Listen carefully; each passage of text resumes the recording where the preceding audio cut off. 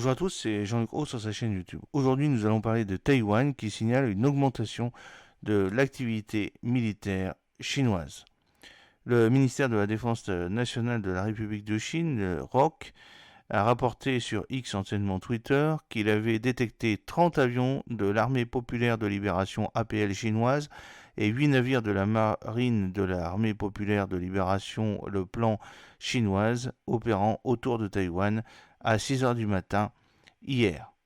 Parmi les avions détectés, 19 ont franchi la ligne médiane et sont entrés dans la zone d'identification de défense aérienne Aziz du nord, du centre, du sud-ouest et du sud-est de Taïwan. Cet incident s'inscrit dans une série de provocations de la part de la Chine qui a intensifié ses activités militaires autour de Taïwan. Ces activités comprennent des incursions aériennes et navales régulières dans la zone d'influence de Taïwan, Aziz, et des exercices militaires à proximité de l'île. Rien qu'en juillet 2024, c'est-à-dire depuis 6 jours, le ministère de la Défense nationale de Taïwan a détecté 65 avions militaires chinois et 20 navires de guerre chinois.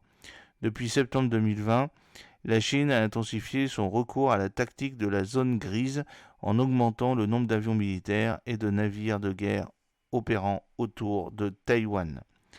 Taïwan est gouverné indépendamment de la Chine depuis 1949. Cependant, la Chine considère Taïwan comme faisant partie de son territoire et insiste sur une éventuelle réunification par la force si nécessaire. La communauté internationale s'inquiète de l'escalade des tensions dans le détroit de Taïwan. Les États-Unis, entre autres pays, ont réitéré leur engagement à soutenir les capacités d'autodéfense de Taïwan. L'intensification des activités militaires de la Chine autour de Taïwan souligne la fragilité de la situation sécuritaire dans la région.